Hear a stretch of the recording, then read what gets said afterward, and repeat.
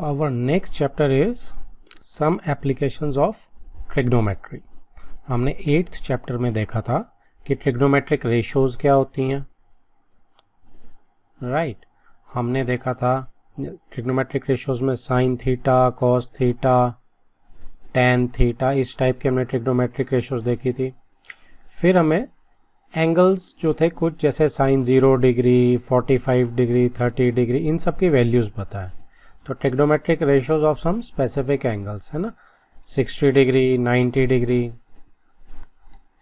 तो ये हमें पता है। उसके बाद हमने देखा था कॉम्प्लीमेंट्री कौन से हमारे एंगल्स होते हैं, जैसे साइन 90 माइनस थीटा जो होता है that is cos theta, right.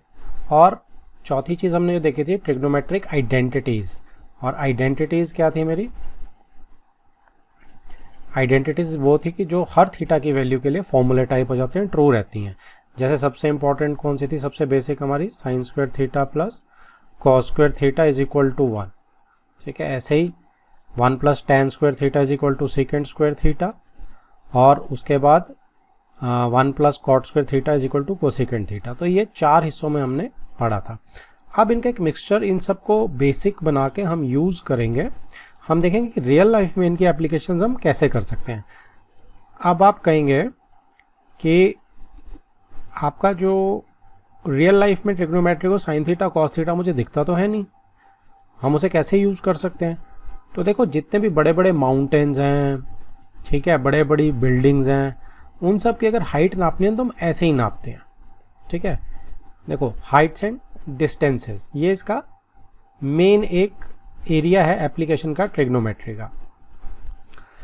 अब जैसे एक हमें यहाँ पे दिख रही है कि कुतुब मीनार है। अब कुतुब मीनार की हाइट ऊपर से हम क्या कहते हैं, टॉप पे खड़े होकर वो तो डालेंगे नहीं, इतनी लंबी है कि कोई हम इंच टेप डाल दें, right.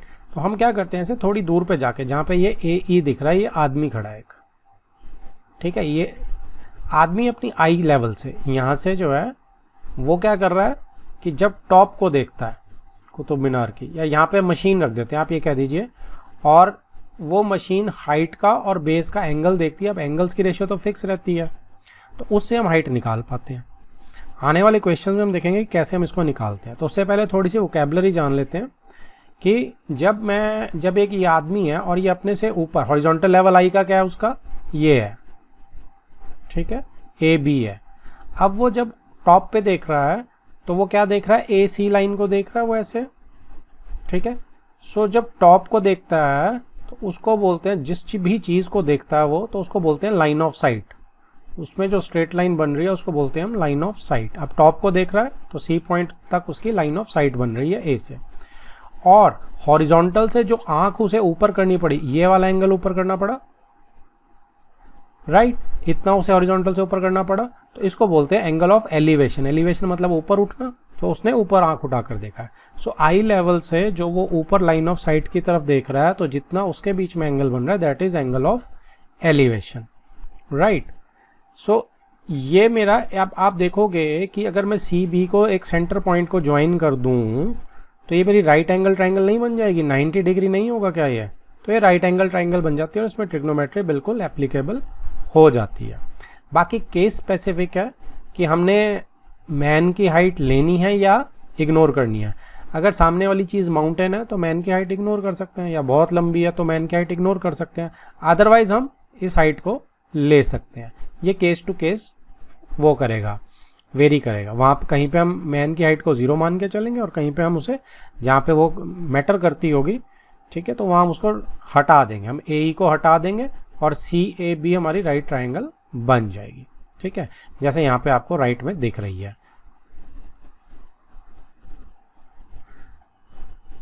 So line of site हमें क्लियर होगी, एंगल ऑफ एलिवेशन क्लियर हो गया। अब इसमें देख सकते हैं कि हॉरिजॉन्टल लेवल पे एक लड़की देख रही है, लाइन ऑफ साइट उसकी काइट को देख रही है वो, ठीक है। तो काइट को देख रही है, जो उसने हॉरिजॉन्टल लेवल से जैसी आंख ऊपर करी तो एंगल ऑफ एलिवेशन हमें मिल गया, राइट। तो ये हमें क्लैरिटी एंगल ऑफ एलिवेशन की आ गई। अब सिमिलरली एंगल ऑफ डिप्रेशन क्या है? देखो, लुकिंग अप, ऊपर देखना जो है वो एंगल ऑफ एलिवेशन है। ऐसे ही हॉरिजॉन्टल लेवल से नीचे देखना इज एंगल ऑफ डिप्रेशन। ठीक है। अब इसमें देखो एक लड़की बालकनी पे खड़ी है, उसका हॉरिजॉन्टल आई लेवल क्या है, ये वाला है। अब वो नीचे फुटबॉल को देख रही है जो यहाँ पे पड़ी हुई है। तो जैसे ही वो देख रही है तो उसको अपनी हॉरिजॉन्टल लेवल से नीचे करनी पड़ रही है आँख। तो लाइन ऑफ साइट अब क्या हो गई, अब नीचे की तरफ हो गई, क्योंकि वो तो जिस ऑब्जेक्ट को देख रहा हूँ उससे डायरेक्ट आई तक जो लाइन बनती है that is line of sight. So अब वो जो हॉरिजॉन्टल से नीचे देख रही है वो एंगल ऑफ डिप्रेशन है। ठीक है।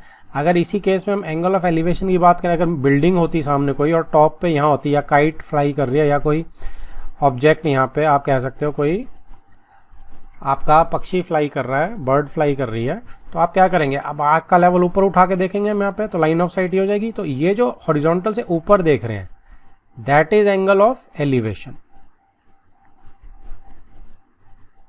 एलिवेशन। और हॉरिजॉन्टल से जो नीचे देख रहे हैं that is angle of depression. तो इन दोनों में हमें क्लैरिटी होनी चाहिए। सो अगर आप इसकी डेफिनेशन भी देखें, क्योंकि एक मार्कर में ये डेफिनेशन आ सकती है, तो डेफिनेशन देखो क्या बोलती है, the angle of depression of a point on the object.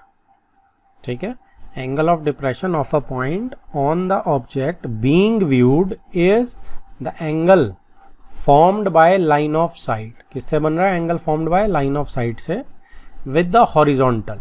Line of sight देखो ये वाली लाइन है और हॉरिजॉन्टल ये वाली है। ठीक है, when the point is below the horizontal level, ये इंपॉर्टेंट है कि when the point is below the horizontal level. Okay, so ये एंगल ऑफ डिप्रेशन है। जैसे ही मैं इस पॉइंट को बिलो की जगह क्या कर देता हूँ, अबव कर देता हूँ, above the horizontal level. So above the horizontal level आते ही क्या बन जाएगा, एंगल ऑफ एलिवेशन बन जाएगा। ठीक है, सो लाइन ऑफ साइट और हॉरिजॉन्टल के बीच में ही है, ये भी तो लाइन ऑफ साइट है अगर ऊपर कर रहे हैं तो। अगर वो बर्ड को देख रही है तो ये भी तो लाइन ऑफ साइट है, लेकिन लाइन ऑफ साइट और हॉरिजॉन्टल के बीच का जो लेवल है वो एलिवेशन तब बनेगा जब अबव द हॉरिजॉन्टल होगा तो बनेगा एंगल ऑफ एलिवेशन, अगर बिलो द हॉरिजॉन्टल होगा तो बनेगा एंगल ऑफ डिप्रेशन। अब एक एग्जाम्पल देखते हैं। अ tower stands vertically on the ground. तो टावर जो है वो वर्टिकली ग्राउंड पे खड़ा है। ठीक है, तो इस वर्टिकली को हम 90 डिग्री बड़े आराम से ले सकते हैं। From a point on the ground which is 15 metres away from the foot of the tower. So एक ऐसा पॉइंट है, इसमें सी जो है वो इसको बता रहा है कि टावर से 15 मीटर की दूरी पे, ठीक है, फुट ऑफ टावर, ये क्या है, फुट ऑफ टावर। ये 2-3 वोकेबलरी हैं, आप इसको नोट करेंगे, ये बहुत ज़्यादा यूज़ होती हैं। फुट ऑफ टावर, तो टावर के फुट से जो 15 मीटर अवे है उस पॉइंट से द एंगल ऑफ एलिवेशन, तो ऊपर की तरफ हो गया elevation, of the top of the tower, वैसे भी क्लियर हो गया, टॉप ऑफ द टावर को देखोगे तो ऊपर ही देखना पड़ेगा। So angle of elevation is found to be 60 degree. Find the height of the tower, तो height of tower is what, A B is the height of tower. ठीक है, तो इसमें इट इज़ वेरी सिंपल कि आपको एक बार question समझ आ गया, डायग्राम आपकी बन गई, खत्म बात। अब ये राइट ट्राइंगल आपको दिख रही है ABC, टावर को हम स्ट्रेट लाइन मान सकते हैं। ठीक है, अब यहाँ पे देखो उसने आई वाई का कोई वो नहीं किया, क्योंकि हाइट नहीं दी उसने आदमी की कि कौन देख रहा है कौन नहीं देख रहा, सिर्फ एक पॉइंट से है। सो इसमें वो नेग्लिजिबल काउंट होगी, सी पॉइंट से ही निकालेंगे। तो 60 डिग्री मुझे मिल गया। अब ये राइट ट्राइंगल में आपको पता है परपेंडिकुलर, इस एंगल के सामने परपेंडिकुलर है और ये बेस है BC। So perpendicular over base is tan theta. So tan 60 degree is AB over BC। So AB कितना है, tan थीटा की वैल्यू √3 होती है। AB कितना है निकालना है हमें, H जो माना है हमने हाइट ऑफ टावर, और नीचे 15 आ गया, तो आप इसको क्रॉस मल्टीप्लाई करें, H इज 15√3 मीटर्स। तो ये आपका H आ जाएगा। एक बार आपने आइडेंटिफाई कर लिया कि मेरा ये क्या है, क्या डायग्राम बन रही है, उसमें कौन सी ट्रिग्नोमेट्रिक रेशियो लग रही है, तो इट इज़ वेरी सिंपल। देखो, hence the height of the tower is 15√3 metres. अब अगले एग्जाम्पल पढ़ते हैं, थोड़ा सा नीचे रफ के लिए जगह भी छोड़ लेते हैं, देखते हैं कि क्या बोल रहे हैं। Example 2, an electrician has to repair an electric fault on the pole of height 5 metre. So pole दिया हुआ है, इसकी हाइट कितनी है, 5 metres. She need to reach a point 1.3 metre below the top of pole to undertake the repair work. तो 1.3 metre नीचे पहुंचना उसने, तो ये 1.3 मीटर होगी टॉप से नीचे, और पोल की टोटल हाइट इज कितनी है 5 मीटर। ये टोटल हाइट आपकी कितनी है जी AD की 5 metre. Okay, what should be the length of the ladder that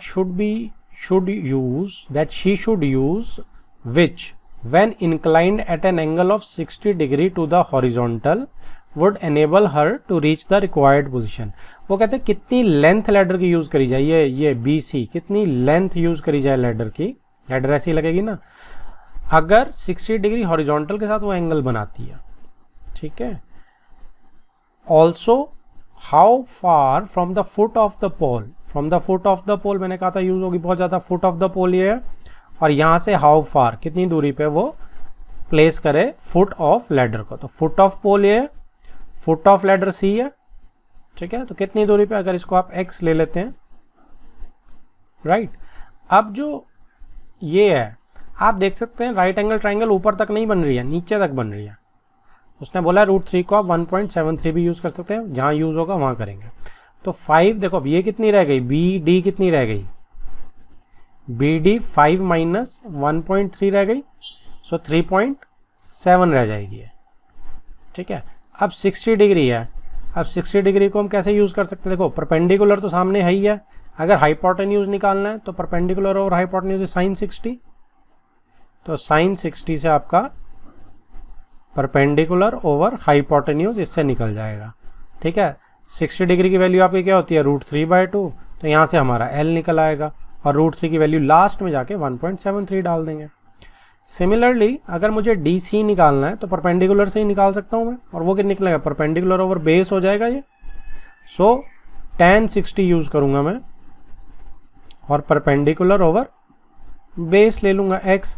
अब यहाँ पे भी tan 60 √3 के बराबर होता है, तो उसकी भी वैल्यू डल जाएगी, क्रॉस मल्टीप्लाई हमारा आंसर आ जाएगा, ठीक है। सो एक बार हमें डायग्राम समझ आ गई, और हमारी इतनी कैपेबिलिटी होनी चाहिए कि डायग्राम नहीं भी दी तो हमें बनानी आनी चाहिए, ठीक है।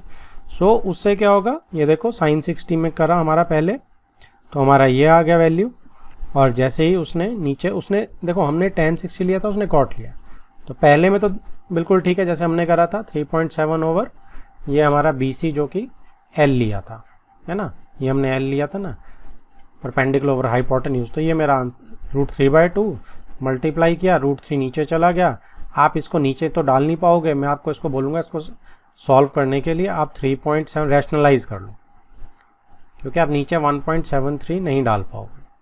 सो इसको रैशनलाइज करोगे तो ऊपर √3 आएगा और नीचे 3 आ जाएगा। अब ये कंपैरेटिवली ईजी हो जाएगा, ओके। अब आप इसको यहाँ पे 1.73 डाल सकते हो, और इसको मल्टीप्लाई करके लास्ट में आप 3 से डिवाइड कर देना, तो आपका अप्रॉक्सीमेट आंसर इज दिस, ठीक है। नॉर्मली हम 3 डेसिमल्स तक निकालेंगे और उसको राउंड ऑफ कर देंगे 2 तक। नेक्स्ट है length of ladder should be, ये तो हो गया हमारा। नाउ अब उसने कितनी फुट ऑफ वो निकालना था, लैडर कितनी दूरी पे रखा जाए, तो आप कॉट मत लो, आप BD/DC ले लो, ठीक है। आप क्या ले लो, आप BD/DC ले लो, तो tan 60 हो जाएगा, वो सामने परपेंडिकुलर था ना, ओवर x निकालना था बेस, तो ये कितना हो जाएगा √3, सो ये x is equal to 3.7 over √3 सीधा आ जाएगा, ठीक है। ये √3 होती है इसकी वैल्यू, इसको भी आप रैशनलाइज कर सकते हैं, और रैशनलाइज करके आप इसे ऊपर 1.73 डाल के नीचे 3 डाल देना, ठीक है। सो ये आंसर आपका आ जाएगा फिर, right. So therefore she should place the foot of leather at a distance of 2.14 meters from the pole. Next is example 3. An observer 1.5 meter tall. अब हाइट दी ऑब्जर्वर की, ठीक है, ध्यान रखेंगे, is 28.5 metre away from a chimney. So ये observer है, यहाँ पे DC दिया हुआ, जो ये लड़की खड़ी है एक, ओके। सो ये एक चिमनी सामने AB से जो दिख रही है हमें, उससे उसकी हाइट कितनी है 28.5 मीटर। सो चिमनी की टोटल हाइट इज, सॉरी हाँ 28.5 चिमनी की हाइट नहीं है, 1.5 मीटर इसकी लड़की की हाइट है, और ये 28.5 मीटर अवे है चिमनी से। The angle of elevation of the top of chimney from her eyes is 45। तो उसकी आइज तो यहाँ डी लेवल पे है, तो यहाँ से 45 डिग्री एंगल ऑफ एलिवेशन बन रहा है टॉप ऑफ चिमनी का। What is the height of the chimney? Chimney की हाइट कितनी है? देखो, अगर मेरे पास ये जो डी ई है ये तो 90-90 है, सेम ही रहेंगी हाइट, क्योंकि ये 90-90 पे रेक्टेंगल टाइप बन रही है, राइट, क्योंकि तुमने बिल्कुल हॉरिजॉन्टल जो है, दोनों हॉरिजॉन्टल पैरेलल होती हैं। ओके, इनफैक्ट ऑल हॉरिजॉन्टल्स पैरेलल ही लेंगे हम यहाँ पे। सो अब इसमें देखो हाइट पे ध्यान दोगे अगर आप, अगर चिमनी की हाइट क्या है, चिमनी की हाइट तो ये पूरी है ए से लेके बी तक, और जो बी ई है ये वाली हाइट कितनी है, यहां तक तो ऑब्जर्वर की जो हाइट है 1.5 वही रहेगी। ए ई की हाइट अगर मैं h ले लेता हूं तो चिमनी की हाइट h प्लस 1.5 हो जाएगी।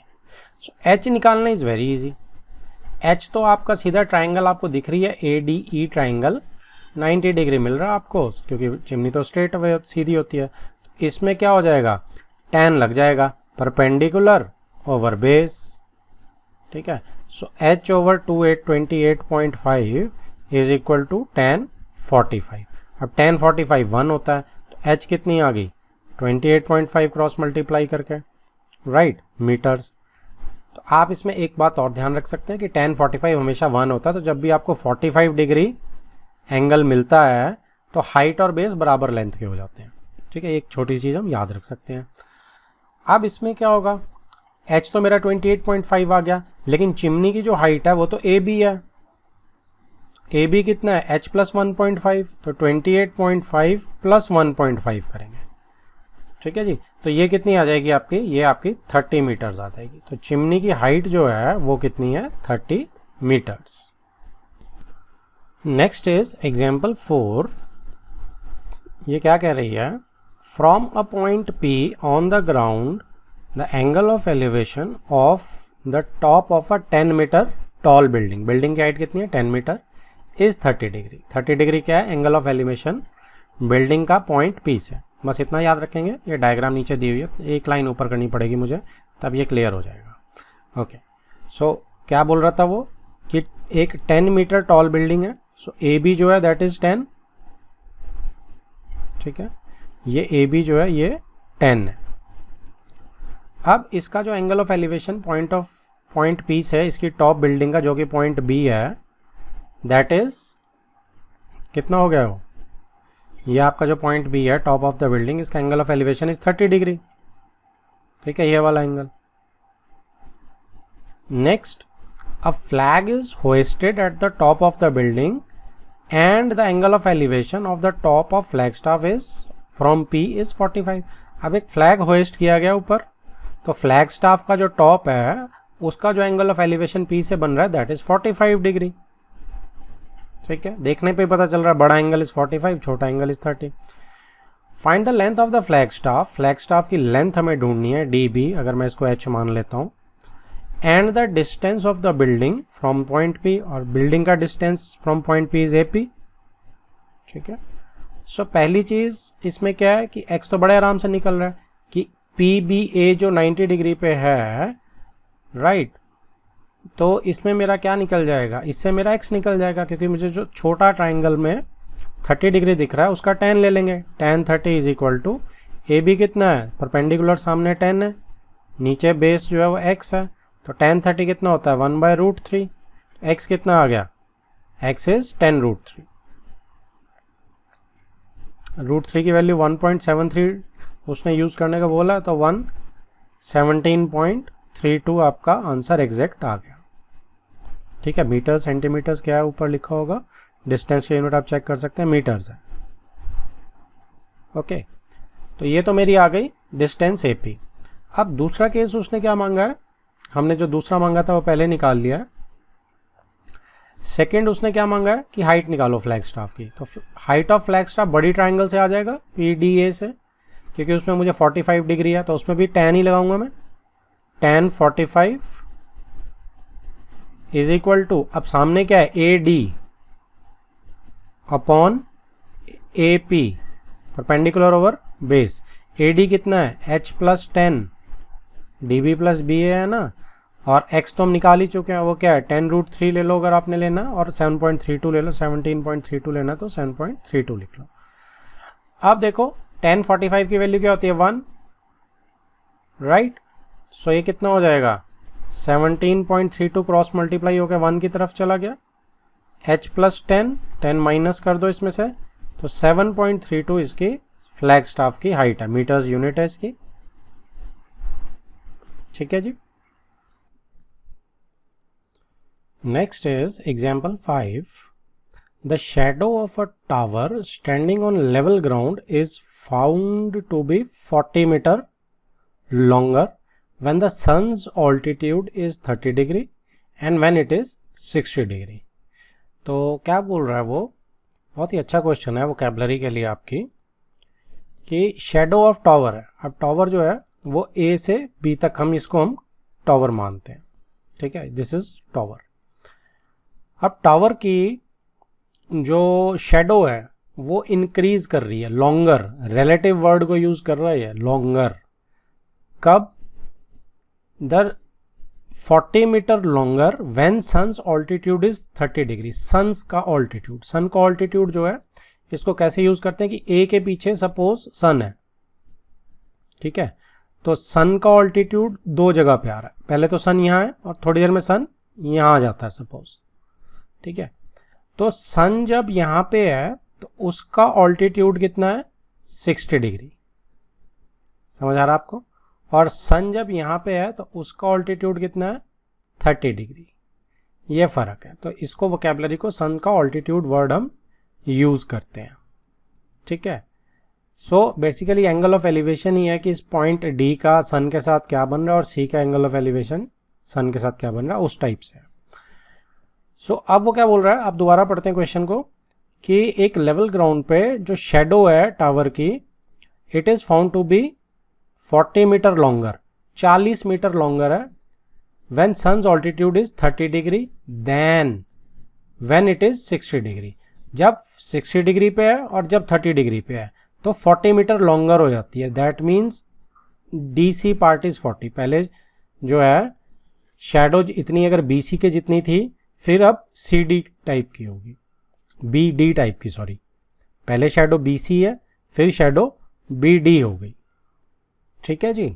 सो ये लॉन्गर हो गई, रिलेटिव है। अब बी सी से बी डी कितना बड़ा है 40 मीटर बड़ा है। तो अब इसमें हमें निकालना क्या, find the height of the tower. हमने ये हाइट टी जो है वो निकालनी है, ठीक है। इसको मैं एच मान लेता हूँ हाइट ऑफ टावर को, कि ये एच है, ओके।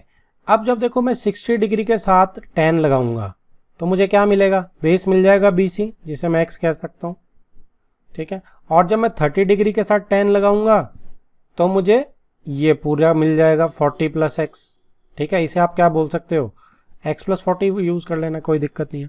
तो दो चीज़ें मिल गई मुझे, ठीक है। जितने डिग्री हैं उतने कुछ ना कुछ तो लगेगा ना मेरा। अब tan 60 अगर मैंने लगाया है तो मुझे h/x आ गया मेरे पास, ठीक है। तो tan 60 की वैल्यू √3 होता है, तो ये मेरे पास h जो है वो √3x आ गया, या h/√3 is equal to x, जो आपको ठीक लगे, क्योंकि मैं x की जगह h डाल दूंगा, h ही निकालना है। सो इसमें नेक्स्ट जो आइटम है वो कितना है, tan 30 की बड़ी ट्राइंगल, परपेंडिकुलर h है, बेस कितना है x प्लस 40, राइट। अब tan 30 कितना होता है 1/√3। सो क्रॉस मल्टीप्लाई अगर आप करेंगे तो x plus 40 is equal to √3h आ जाएगा, ठीक है जी। निकालना क्या है हमने, h निकालना, तो x को किससे रिप्लेस कर देते हैं, h/√3 से, plus 40 is equal to √3h, LCM ले लो, h plus 40 √3 is equal to √3 multiply होगा क्रॉस √3 के साथ 3h बन जाएगा, माइनस कर दो, 2h इज इक्वल टू 40 √3 आ गया, h is equal to 20 √3 metres, तो हाइट ऑफ टावर कितनी है 20√3 मीटर्स। √3 उसने कुछ नहीं दिया तो हम यहाँ पे सेफली छोड़ सकते हैं। और अगर आप एग्जैक्ट आंसर लाना चाहते हैं, एग्जैक्ट तो फिर भी नहीं आएगा, अप्रॉक्सीमेट ही आएगा, √3 को आप 1.732 यूज़ कर सकते हैं। सो 20 इंटू 1.732 कर सकते हैं, अदरवाइज आप यहाँ भी छोड़ सकते हैं क्योंकि उसने √3 यूज़ करने को नहीं बोला कुछ भी। तो ये देखिए नीचे h/x ले लिया उसने, ठीक है, फिर tan 30 लगा दिया, tan 60 लगाया, tan 30, बस खत्म। दो चीज़ें कंसेप्ट वाइज याद रखो। आंसर आपका 20√3 जो हमारा आ रहा था वो आ गया इसका। Next is example 6।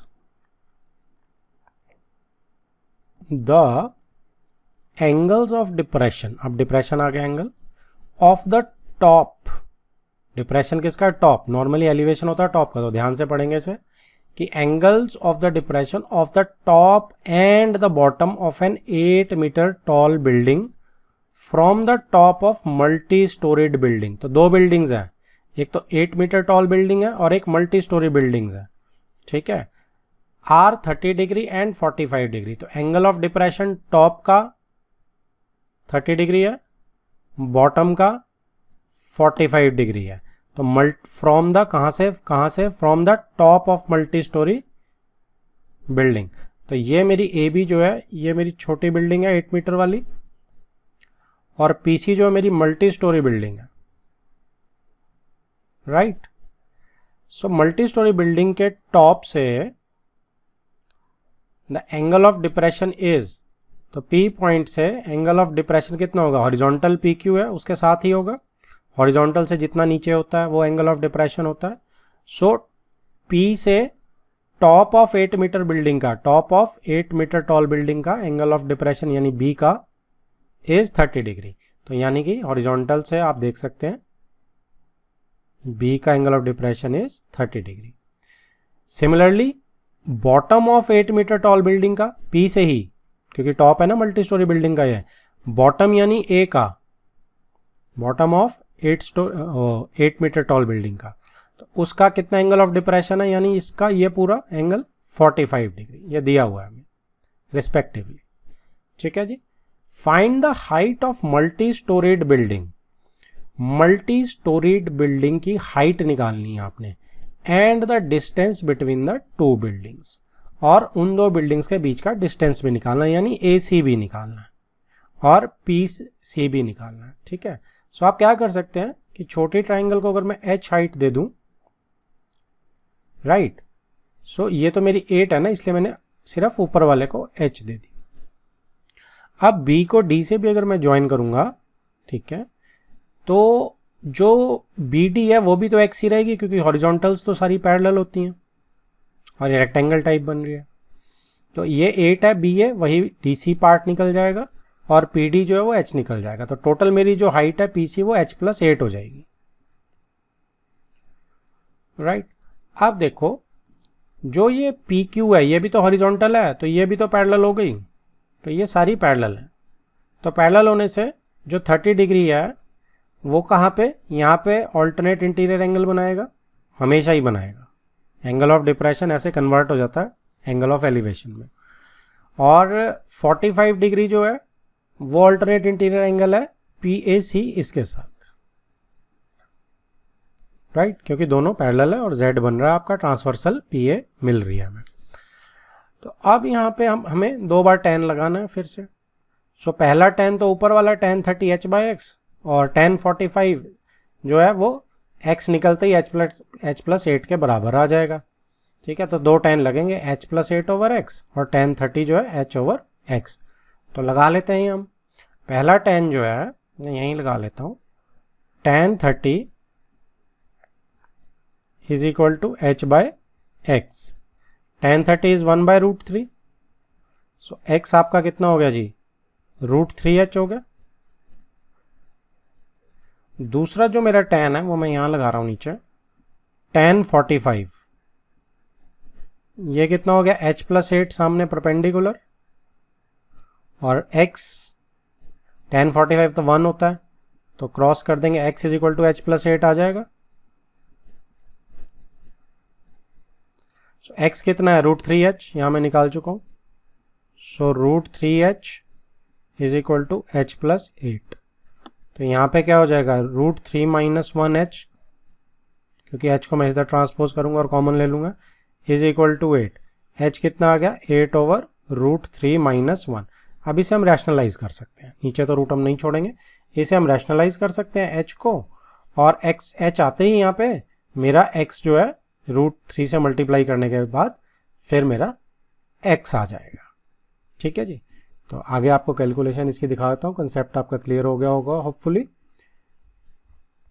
तो यहाँ पे आपका देखो ये 8/√3 - 1 जो हमारा आया था h, वो आ गया, उसको उसने रैशनलाइज कर दिया, आंसर इज 4√3 + 1। तो आप इसको ऐसे छोड़ सकते हैं, ठीक है, क्योंकि √3 की वैल्यू उसने स्पेसिफिकली नहीं दी यूज करने के लिए। सो मेरा ये आपका वैल्यू आ गई h की। ओके, उसके बाद हाइट कितनी होगी, अब ये तो h की वैल्यू आई है, h जो हमने ऊपर ली थी वो सिर्फ इतना पार्ट था, पूरी टॉल स्टोरी की बिल्डिंग तो h + 8 थी। सो इसमें हम 8 ऐड करेंगे, h + 8। ठीक है, सो आप खोल सकते हैं इसे, अगर आप खोलना चाहें, 4√3 + 4 + 8 तो 12 हो जाएगा ये, 4√3 + 12। अब दोबारा 4 कॉमन ले लो, 4√3 ले लिया उसने, इनफैक्ट कॉमन नहीं 4 ही लिया, तो √3 + 3। ठीक है, √3 यहाँ लिखा पहले, बाद में लिख दिया, और 12 का 3। तो ये उसकी पूरी मल्टी स्टोरी बिल्डिंग की हाइट होगी। और x क्या है, x √3h है, x जो था √3h आया था ना हमारा, h से मल्टीप्लाई कर देते हैं इससे √3। सो जैसे ही हम इससे √3 मल्टीप्लाई करेंगे तो ये भी आप खोल के कर सकते हैं मल्टीप्लाई, 4√3 + 1 को √3 से।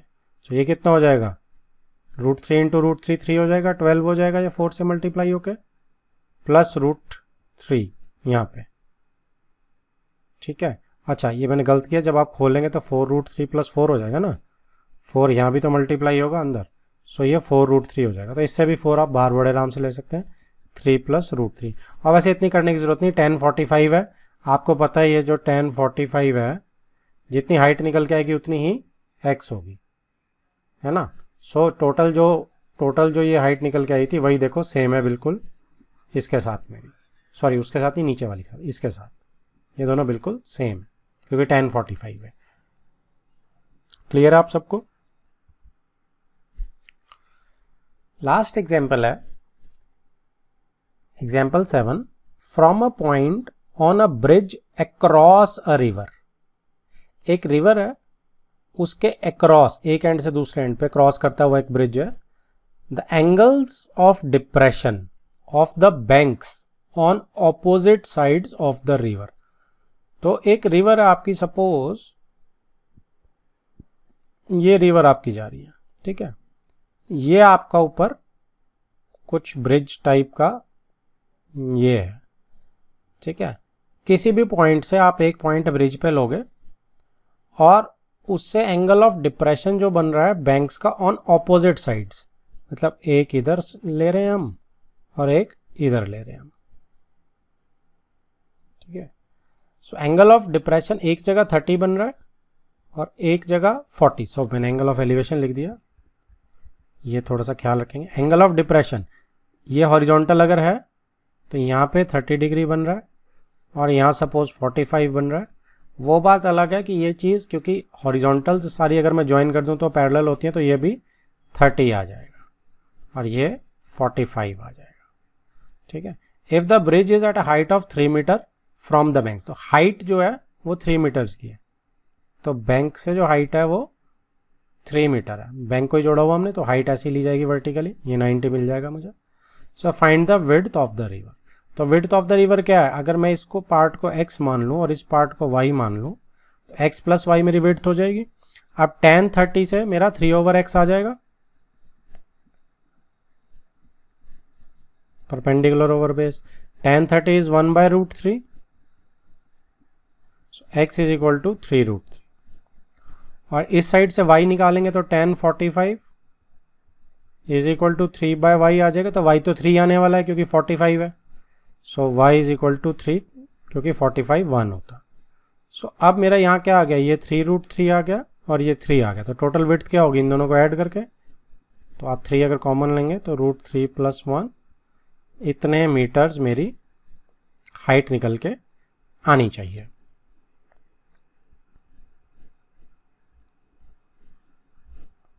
यह देखिए ब्रिज से उसने लिया है, इसने ज़्यादा अच्छी ड्राइंग बनाई है, हमारी ड्राइंग थोड़ी ख़राब थी। 30-45 चीज़ वही है। ओके, आप देख सकते हैं tan 30 को यूज़ किया गया यहाँ पे, और फिर उसके बाद tan 45 को यूज़ किया गया, और फाइनल आंसर जो है वो बिल्कुल हमारा सही आ गया है 3√3 + 1 से। ठीक है जी, क्लियर है आपको। इसने tan 45 की जगह देखो सीधा ही लिख दिया एंगल B = 45 डिग्री, सो BD = PD = 3। आप tan 45 लगा के शो करना प्लीज़, राइट, और उसके बाद x + y करा और सिंपली मेरा आंसर आ गया। Next is exercise 9.1, question number 1। A circus artist is climbing a 20-meter long rope which is tightly stretched and tied from the top of a vertical pole to the ground. Find the height of the pole if the angle made by the rope with the ground level is 30 degree. See figure this. मैंने figure जान के नहीं copy करी है, क्योंकि हम practice करेंगे अपने आप बनाने की, अनलेस कोई हमें कॉपी करनी पड़ी तो हम कर लेंगे। इसकी मैंने नहीं करी, ताकि हमें थोड़ी थोड़ी फिगर्स अपने आप बनानी आनी चाहिए। इस केस में वो कह रहा है कि एक सर्कस आर्टिस्ट है, वो 20 मीटर लॉन्ग रोप जो है वो क्लाइंब कर रहा है, जो कि टाइटली स्ट्रेच्ड है एक वर्टिकल पोल की टॉप से। सो वर्टिकल पोल अगर मेरा ये है तो एक ये टाइटली स्ट्रेच्ड रोप है, ठीक है, और ये उसके फुट से मैंने इसको दिखा दिया। तो ये मेरी रोप है, ये मेरा पोल है, राइट। टाइटली स्ट्रेच्ड क्यों है? ताकि इसमें स्लैक ना आए और ये बिल्कुल सीधी रहे, स्ट्रेट लाइन की तरह। Find the height of the pole. आपको क्या फाइंड आउट करना है? Height of pole find out करनी है, ये h फाइंड आउट करनी है आपको, ठीक है। If the angle made by the rope with the ground level, ये ग्राउंड लेवल है मेरा, तो ग्राउंड लेवल के साथ जो एंगल बन रहा है वो कितना बन रहा है? 30 डिग्री। ओके, रोप की लेंथ कितनी दी है? 20 मीटर, ये रोप है। h क्या है? अब सब कुछ तो हमारा बन चुका है यहाँ पे। सो यहाँ पे मेरा आप 30 के सामने वाला perpendicular hypotenuse, so sin 30 is equal to, अगर आप इसे ABC देंगे, पोल जो है 90 डिग्री होगा, so it would be AB/AC, ठीक है जी। sin 30 की वैल्यू इज आपकी 1/2, AB is h, AC is 20 metres, so यहाँ से h कितना निकल के आ गया? 20/2, 10 मीटर्स। सो मेरा जो पोल की हाइट है वो कितनी निकल के आ गई? पोल height 10 meters. Next is second question. A tree breaks due to storm. एक ट्री जो है वो टूट गया है स्टॉर्म के कारण, and the broken part bends. तो broken part जो है वो बेंड कर गया है, so that the top of the tree touches the ground making an angle of 30 degree with it. ठीक है। सो आपका एक ट्री है ऐसे, अब वो यहां से टूट के कुछ ऐसे गिर गया, ठीक है, ये टॉप है ट्री की, ओके, और वो कितना एंगल बना रहा है ग्राउंड के साथ? 30 डिग्री एंगल बना रहा है वो ग्राउंड के साथ। The distance between the foot of the tree and the point where the top touches the ground is 8 metre. तो फुट ऑफ द ट्री से लेके जहां पे टॉप टच कर रही है वहां पे 8 मीटर उसका डिस्टेंस है। Find the height of the tree, आपको ट्री की हाइट फाइंड आउट करनी है, ठीक है। सो अगर ये वाला पार्ट मैं h ले लूँ और ये वाला पार्ट मैं l ले लूँ, सो हाइट ऑफ ट्री कितनी हो जाएगी? h + l हो जाएगी ना। Height of tree would be h + l, ठीक है जी। सो इसको अगर मैं ड्रॉ करूं तो h सीधा हो जाएगा ब्रोकन पार्ट, जो सॉरी लगा हुआ है ग्राउंड के साथ। ब्रोकन पार्ट मेरा ये है जो नीचे गिर गया, और ये मेरी ट्रायंगल आ गई। सो ये 8 आ गया, यहाँ पे H हो गया, यहाँ पे L हो गया, यहाँ 30 डिग्री हो गई। ओके, तो अब इसमें कितना है, अगर मुझे देखो tan 30 निकालना है,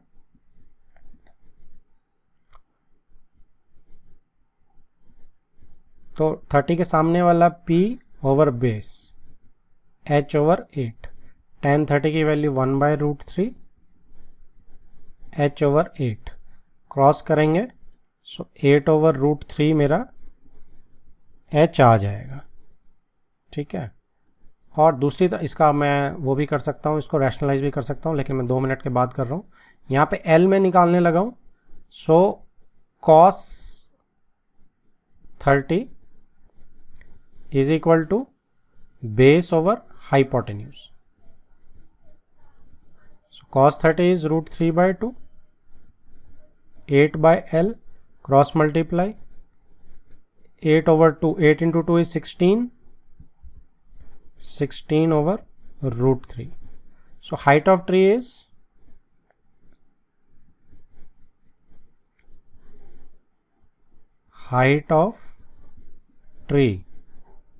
is H plus L, यानी कि 8√3 plus 16√3।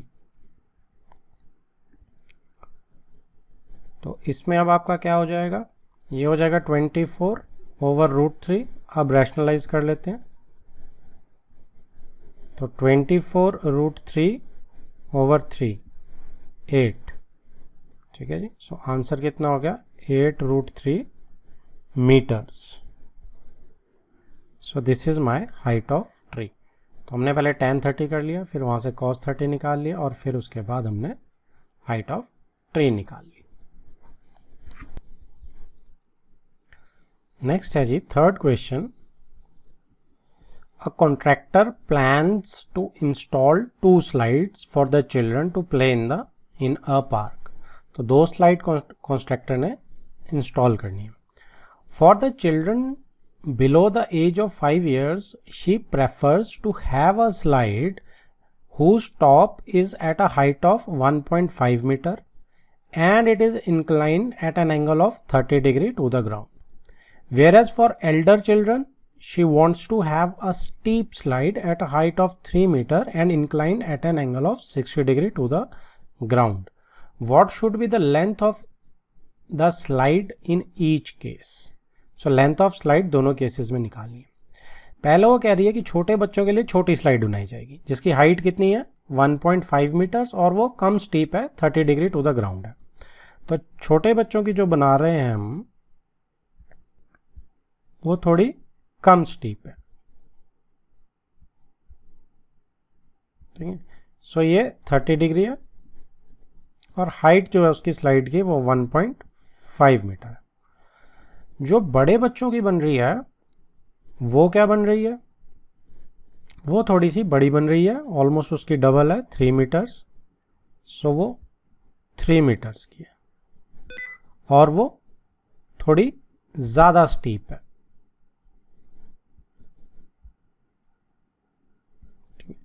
तो ये आपकी 60 डिग्री की स्टीपनेस है, inclined at an angle of 60 degree to the ground, ground से 60 डिग्री एंगल पे इंक्लाइंड है ये। ठीक है, और इसकी हाइट 3 मीटर्स है। Okay, so what should be the length of slide in each case. तो इसकी लेंथ निकालनी है मुझे। ठीक है, L2 लिख देता हूँ इसे मैं, और इसे मैं L1 लिख देता हूँ। तो इस केस में क्या होगा, मेरे पास देखो 30 डिग्री है, परपेंडिकुलर सामने है और हाइपोटेन्यूज यहाँ दिख रहा है, तो साइन 30 से कुछ निकल जाना चाहिए 1.5 अपॉन L1। सो ये 1/2 होता है साइन 30। राइट, तो क्या आ जाएगा ये L1 is equal to 3 metres.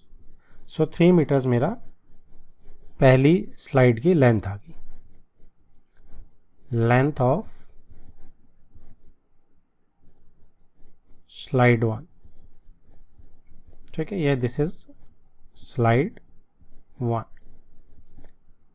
ऐसे ही स्लाइड 2 के केस में हम क्या करेंगे, 60 डिग्री है, परपेंडिकुलर है, हाइपोटेन्यूज है, तो साइन 60 ही लगा देते हैं।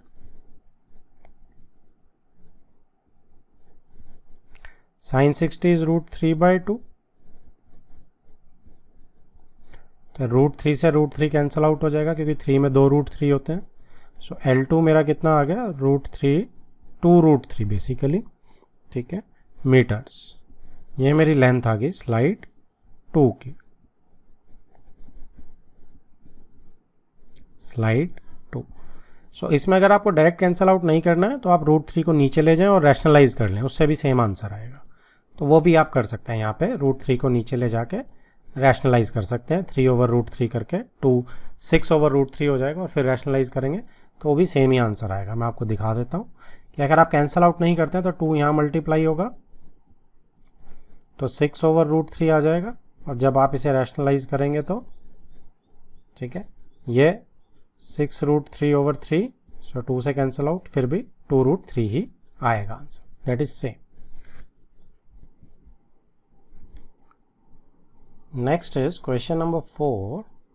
The angle of elevation of the top of a tower from a point on the ground which is 30 meter away from the foot of the tower is 30 degree. So एक tower है, उसका angle of elevation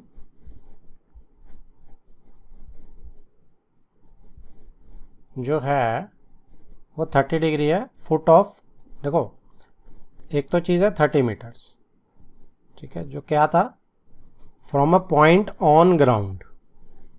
तो अगर मेरा ये point A जो है ground पे है, which is 30 meters away from foot of tower, तो टॉवर के फुट से ये 30 मीटर अवे है, इज़ 30 डिग्री, इसका एंगल ऑफ एलिवेशन 30 डिग्री है, ठीक है। टॉप का, टॉप ऑफ टावर का angle of elevation is 30 degree, और फुट ऑफ टावर जो है किस पॉइंट से एंगल ऑफ एलिवेशन, जो फुट से 30 मीटर अवे है। Find the height of the tower, height of tower मुझे निकालनी है, ठीक।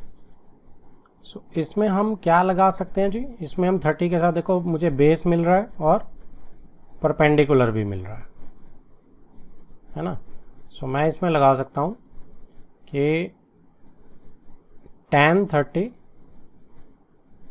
30 के सामने वाला h, आप अगर इसको डायरेक्ट नहीं करना चाहते तो BC/AB लिख सकते हैं, ठीक है। 30 कितना हुआ आपका, tan 30 इज 1/√3, BC आपका कितना हुआ h, AB आपका कितना हुआ 30, सो h आपका रीअरेंज करके 30/√3 आ गया। आप इसको रैशनलाइज कर सकते हैं क्योंकि नीचे रूट हम जनरली नहीं छोड़ते, तो ये आ गया 30√3/3। सो आप इसको कैंसिल आउट कर दो 10 से, so height of tower is 10√3 metres. Next is question number 5.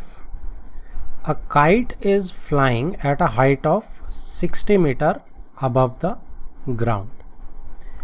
एक काइट है मेरे पास, ठीक है जी, it is flying at a height of 60 metres above the ground. ये ग्राउंड लेवल है मेरा। The string attached to the kite is temporarily tied to a point on the ground. इससे एक स्ट्रिंग अटैच किया गया है, ठीक है जी, और उसको ग्राउंड पे टेम्परेरीली बांध दिया गया। The inclination of the string with the ground is 60 degree. इस स्ट्रिंग की जो इंक्लिनेशन है ग्राउंड के साथ वो कितनी है, 60 डिग्री।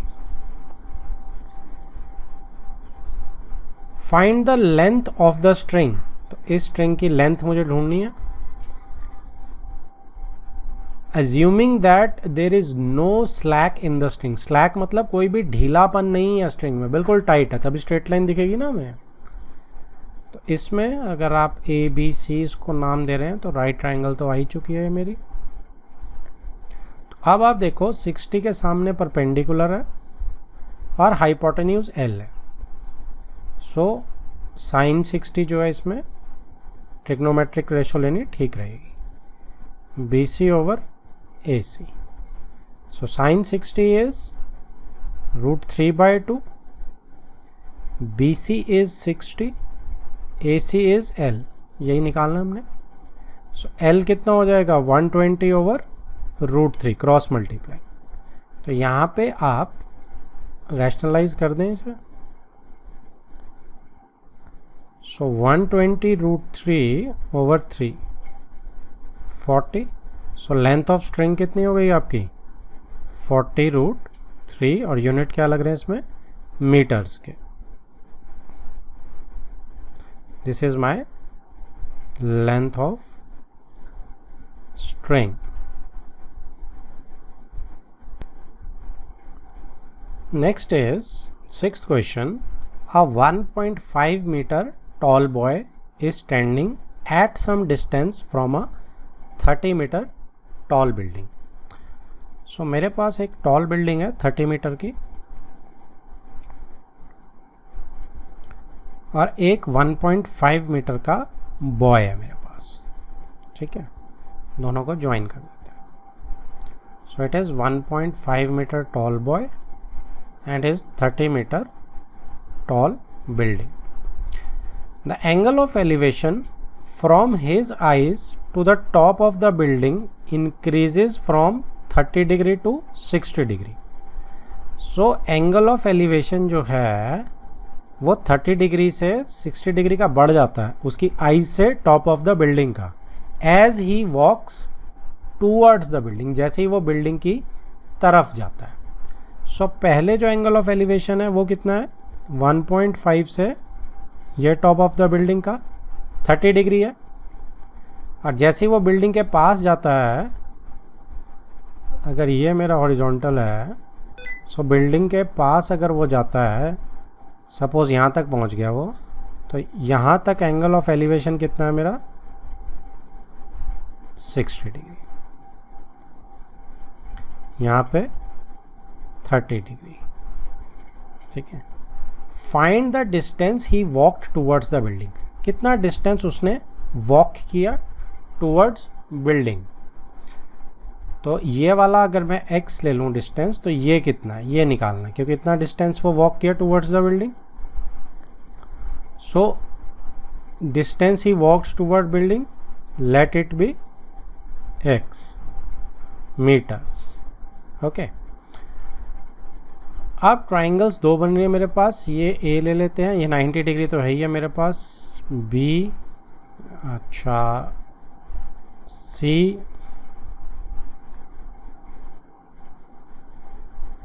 ये C का कलर चेंज करें ताकि दिखे. D, E, F. ओके. अब हमें क्या चीज़ देखनी है कि 1.5 मीटर BF है. अब ये भी 90 है. सारे वर्टिकल पैरेलल होते हैं और सारे हॉरिजॉन्टल पैरेलल होते हैं. सो ये मेरा DE जो है ये भी मेरा 1.5 मीटर आ गया. ठीक है. सो ये कितना आ जाएगा मेरा AD, ये 30 माइनस 1.5. एक काम करते हैं, 30 को थोड़ा सा साइड में लिख देंगे. So 30 minus 1.5 is equal to 28.5 meters मेरा ये आ गया. क्योंकि टोटल जो है, ये जो टोटल यहाँ से यहाँ तक है, ये मेरा 30 मीटर्स है. राइट. अब अगर मैं इसको CD को Y बोल दूँ तो मेरा क्या होगा. आप देखो, इन राइट एंगल्ड ट्रायंगल ACD, अब 60 के सामने वाला मिल रहा है मुझे परपेंडिकुलर और Y मुझे बेस मिल रहा है. So tan 60 is equal to perpendicular over base यानी कि Y. tan 60 is √3, 28.5 over is equal to upon Y. So यहाँ वाई कितना आ गया 28.5 ओवर √3। अभी फ़िलहाल के लिए इसको यहीं छोड़ देते हैं, अगर रैशनलाइज करना पड़ा तो इसे कर लेंगे। Next, in right angled triangle ABD 30 degree मिल रहा है। सो tan 30 अगर मैं लगाता हूँ तो सामने परपेंडिकुलर 28.5 है ओवर x प्लस वाई। ठीक है, y की वैल्यू जो है मैं यहाँ से उठा सकता हूँ, क्या कहते हैं, जो मैंने ऑलरेडी निकाल चुका हूँ मैं। x मुझे निकालना है ना, x को मैं नहीं छेड़ूंगा, x मुझे निकालना है। लेकिन y की वैल्यू मैं बड़े आराम से यहाँ से ले सकता हूँ। सो देखते हैं इसमें।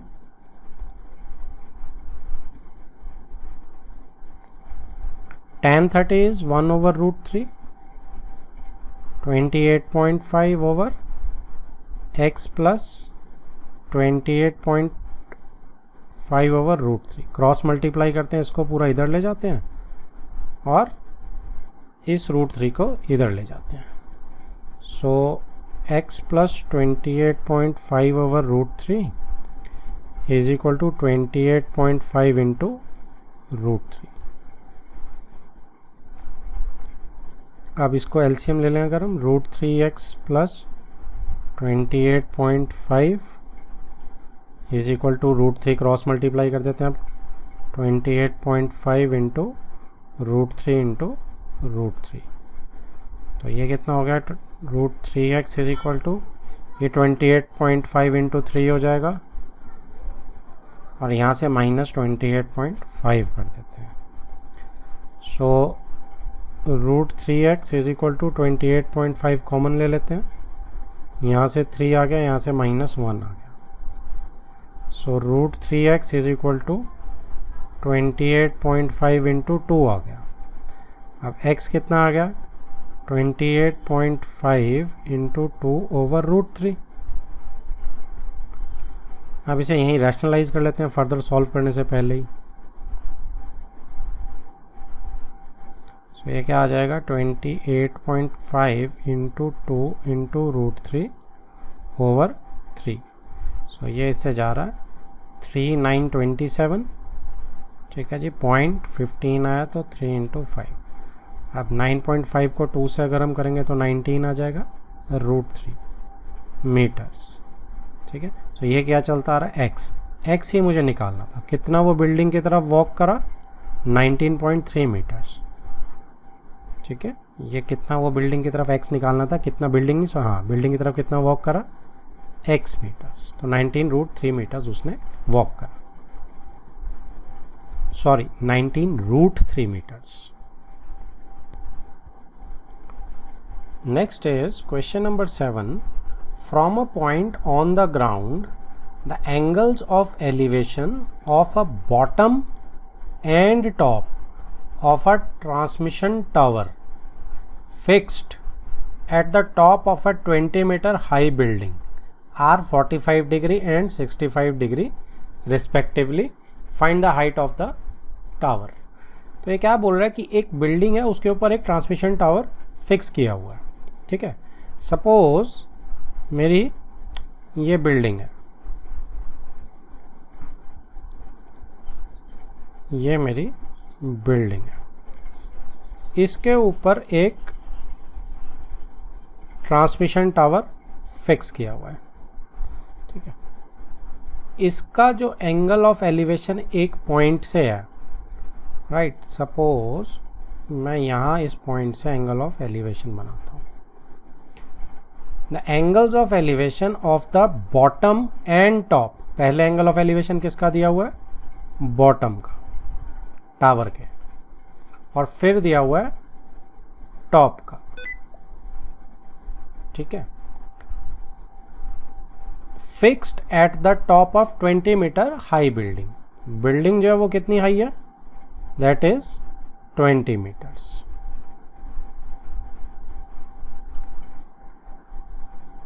Are 45 degree and 60। तो पहले तो बॉटम का दिया हुआ है, तो बॉटम का 45 है, टॉप का 60 डिग्री है। बॉटम का 45 है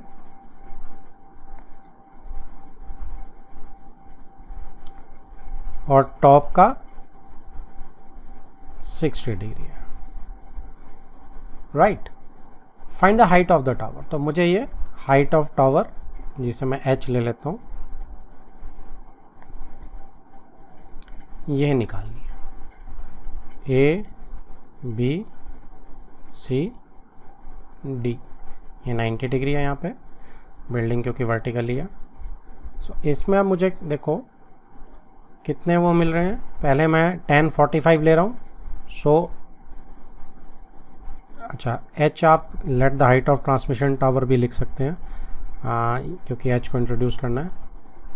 let height of transmission tower, TX मैंने शॉर्ट फॉर्म लिख दिया ट्रांसमिशन को, BH मीटर्स, ठीक है।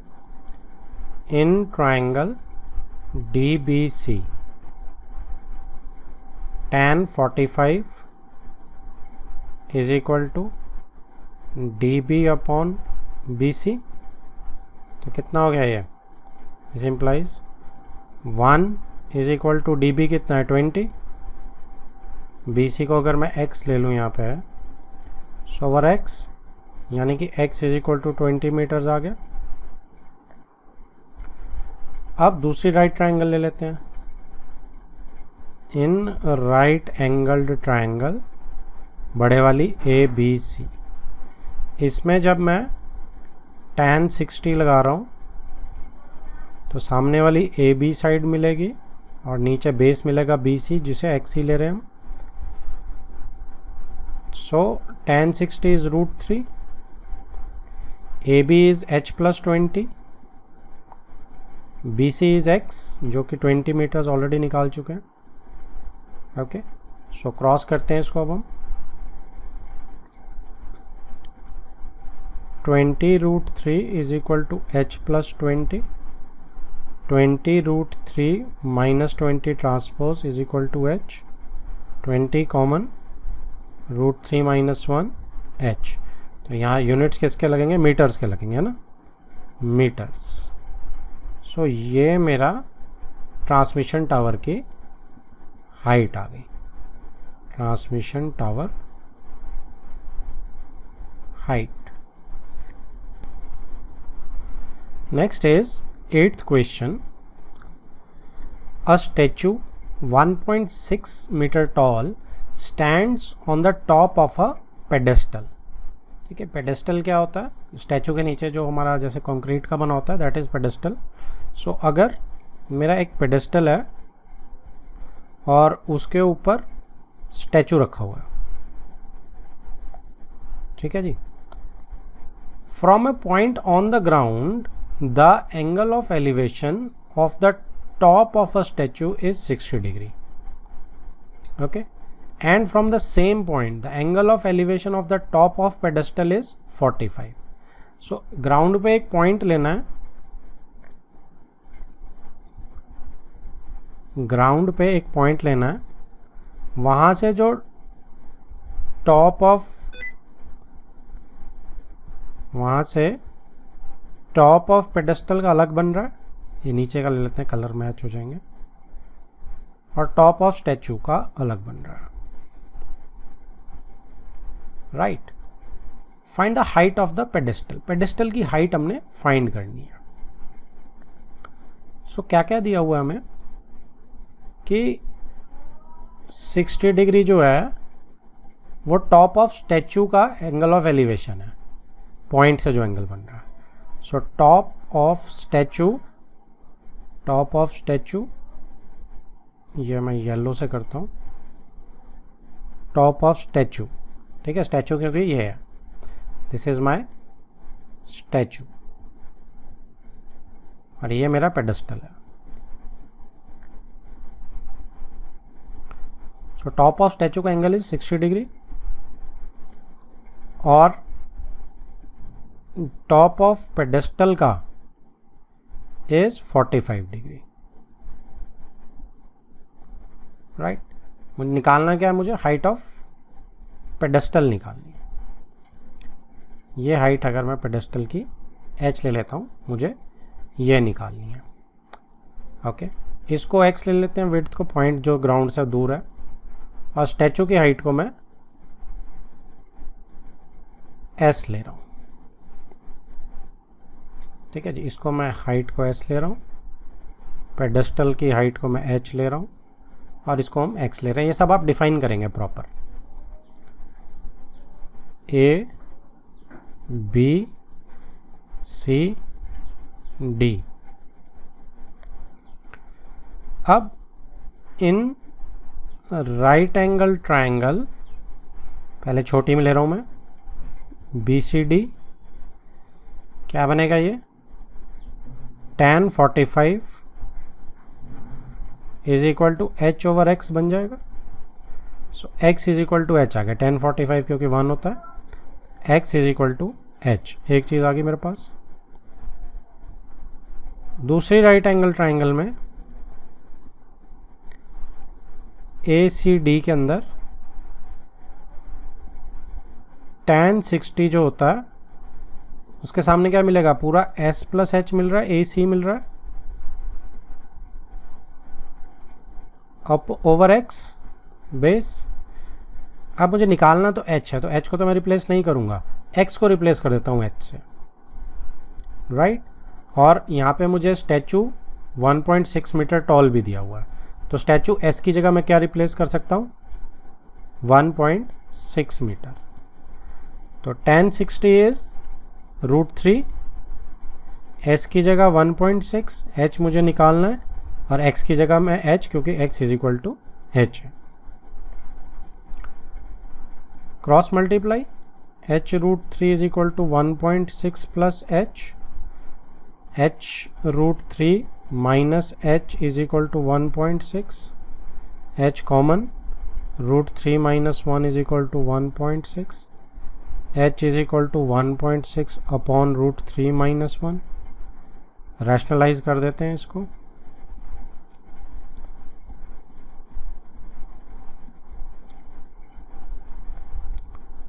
so h is equal to 1.6 √3 plus 1 over 3 minus 1 is 2, 0.8. So मेरा height of pedestal is 0.8 √3 plus 1 meters. This is my height of pedestal.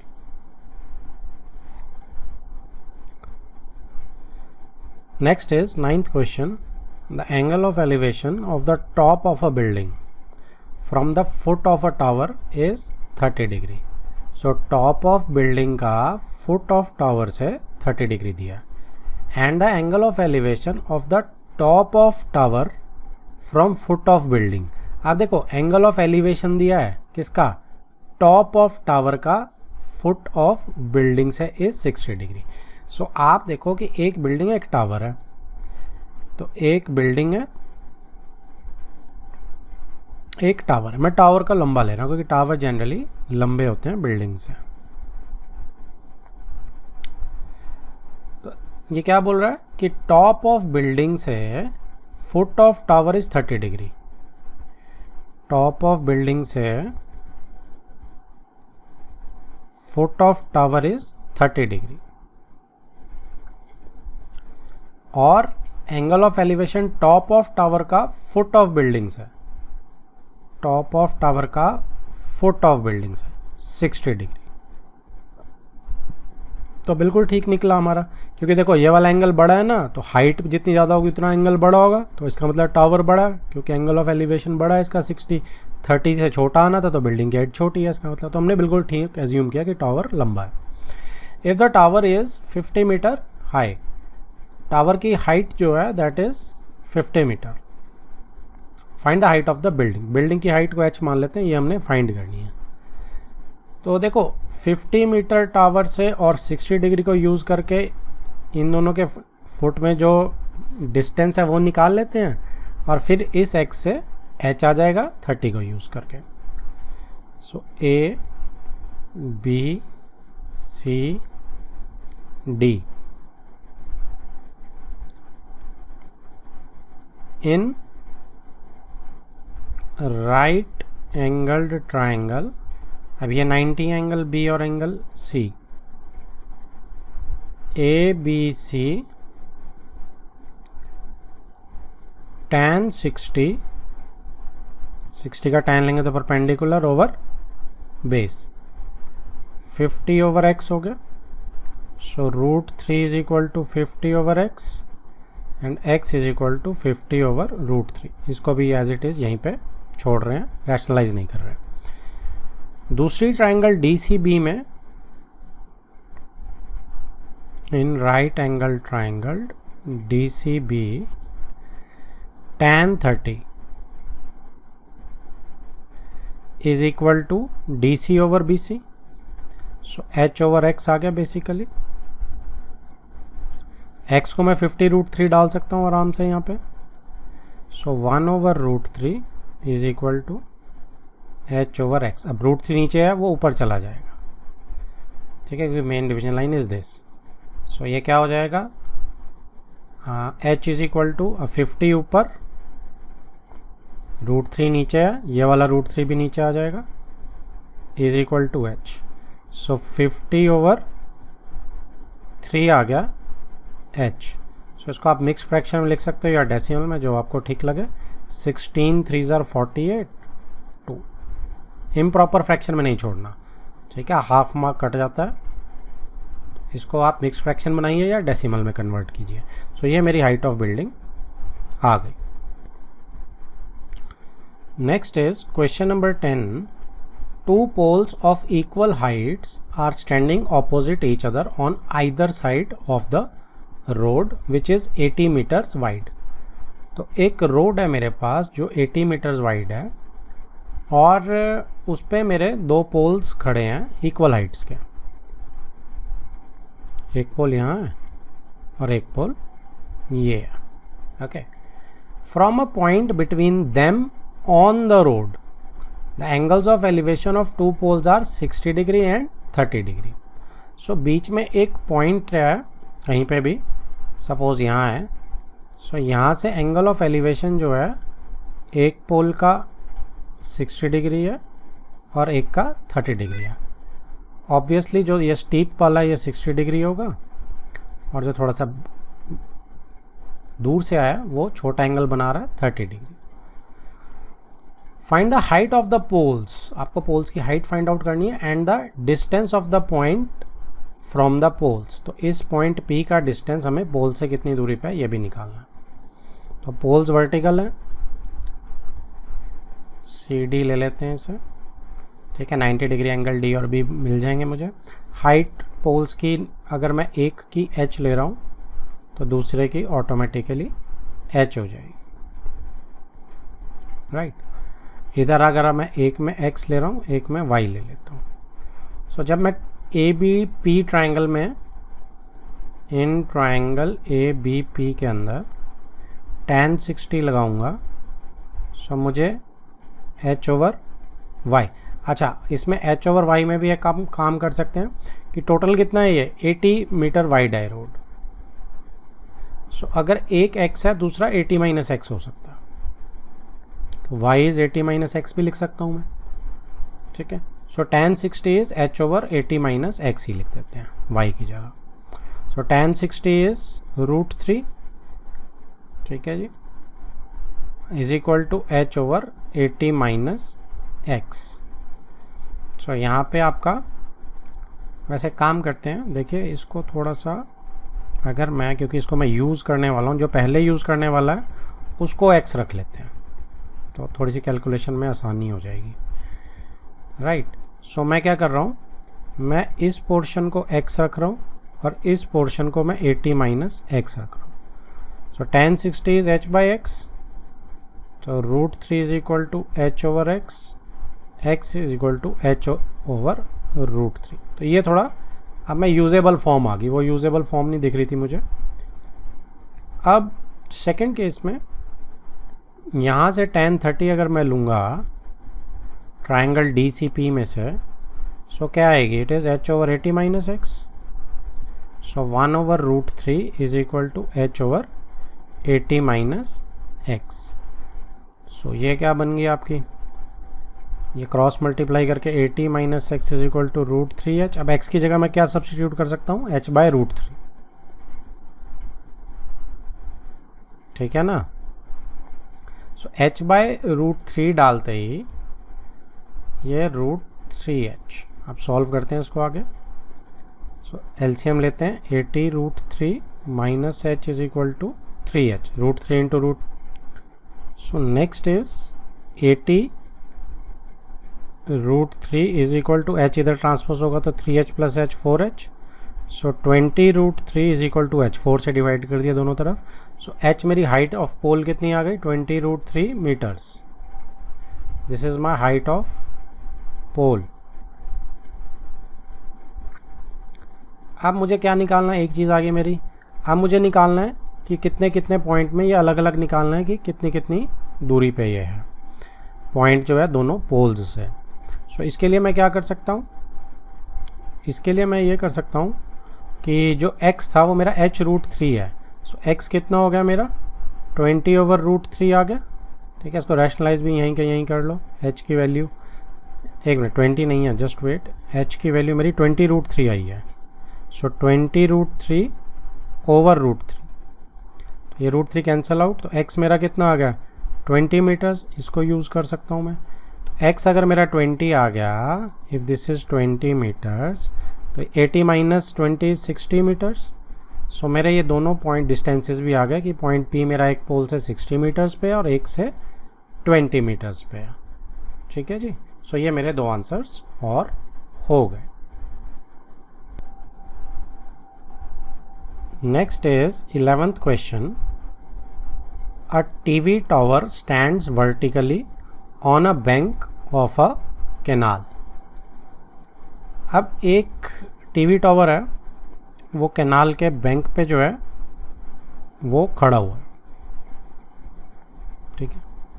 From a point on other bank, अब other bank पे एक point है, तो अगर canal मेरी ये इतनी चौड़ी है तो इस पॉइंट पे अदर बैंक के पॉइंट पे, ठीक है जी, ये अगर मेरा ए पॉइंट है, ये मेरा अगर बी है, तो सी पॉइंट मेरा बैंक है दूसरा, बी सी जो है कैनाल है।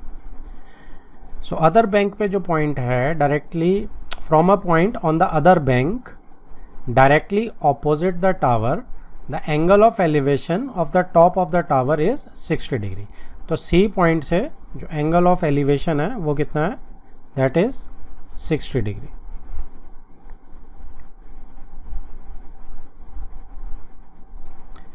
इसके बाद from another point 20 metre away from this point, इस पॉइंट से 20 मीटर अवे एक और पॉइंट है on the line joining this point to the foot of the tower. तो फुट ऑफ टावर पे इसी लाइन को आगे एक्सटेंड कर रहे हैं। सो इसी लाइन से 20 मीटर आगे एक और पॉइंट है, the angle of elevation of the top of the tower is 30 degree. तो एंगल ऑफ एलिवेशन कितना हो गया, 30 डिग्री। और ये डी पॉइंट अगर मार्क करो तो सी डी कितना हो गया, 20 मीटर, क्योंकि 20 मीटर दूर जा रहा है ना वो, from another point 20 metre away from this point, जो पहले वाला पॉइंट था, ठीक है। एंगल ऑफ एलिवेशन 30 डिग्री मिल गया मुझे। Find the height of the tower and the width of the canal. So मुझे क्या ढूंढना है, एक तो मुझे हाइट ऑफ टावर ढूंढनी है और एक मुझे विड्थ ऑफ कैनाल ढूंढनी है, ठीक है। विड्थ ऑफ कैनाल को मैं x मान लेता हूँ। तो अब इसमें मेरे पास देखो h भी निकालना है, x भी, 60 और 30 है। तो पहले मैं एंगल B को 90 डिग्री कर देता हूँ। So in triangle ABC tan 60 is equal to h over x आ जाएगा, perpendicular over base. So √3 is equal to h over x। तो दोनों ही निकालने हैं तो कोई भी चीज़ यूज़ कर सकते हैं, एच की वैल्यू भी और एक्स की, दोनों ही हमें निकालनी है। सो यहाँ से जो भी ज़रूरत पड़ेगी हम वो निकाल लेंगे। Next, in triangle A B D, ठीक है, बड़ी वाली ट्राइंगल में यहाँ पे tan 30 अगर हम लगा रहे हैं, so it will be h over x plus 20, B D पूरा is x plus 20, A B is h, so base is x plus 20, ये पूरा चाहिए मुझे। सो अब यहाँ पे tan 30 is 1/√3 h over x plus 20, so cross करते हैं, x plus 20 is equal to h√3, ठीक है। सो अब मैं किसको वैल्यू मुझे आसान रहेगी, h की वैल्यू x√3 अगर मैं यहाँ से ले लूँगा, वो x की वैल्यू h ओवर √3 आएगी और h की वैल्यू x√3 आएगी। तो आप h की वैल्यू x√3 यूज़ कर लो, ज़्यादा इजी है। इसको मैं सब्स्टिट्यूट कर रहा हूँ यहाँ पे। सो क्या बन जाएगी ये मेरी, h is equal to √3x, √3x √3, so x plus 20 is equal to 3x, so 20 is equal to 2x और x is equal to 10, so 10 metres मेरी जो कैनाल की विड्थ आ गई। so कैनाल की विड्थ अगर एक बार मेरे को मिल गई है दैट इज 10, तो हाइट ऑफ टावर तो वापस डाल देता हूँ। So h is equal to √3 into 10, so h is equal to 10√3 meters। so मेरा हाइट जो आ गई अब ये आ गई है टावर की, और विड्थ ऑफ कैनाल जो है मेरी 10 मीटर्स आ गई है। This is my answer. Next is question number 12। From the top of a 7 meter high building, the angle of elevation of the top of a cable tower is 60 degree and angle of depression of its foot, मतलब cable के tower का ही, is 45 degree. तो situation क्या बन रही है कि मेरे पास एक 7 मीटर हाई बिल्डिंग है और मेरे पास एक केबल का टावर है। अब इस बिल्डिंग से जो एंगल ऑफ एलिवेशन है किसका, टॉप ऑफ केबल टावर का, वो 60 डिग्री है। तो हॉरिजॉन्टल बना देते हैं, तो ये 60 डिग्री आ जाएगा। वो कहता है and the angle of depression of its foot, cable के टावर का फुट का एंगल ऑफ डिप्रेशन 45 डिग्री है। सो angle of depression is this, ठीक है। ऑल्टरनेट इंटीरियर एंगल से वो ये बन जाएगा। Determine the height of the tower, तो बिल्डिंग की हाइट तो 7 मीटर्स दी हुई है, तो हाइट ऑफ टावर लगानी है। अगर मैं इतनी h ले लूँ, क्योंकि इतनी तो 7 ही आ जाएगी, क्योंकि सामने इतना एरिया बराबर है। सो height of tower is h plus 7 निकालनी है।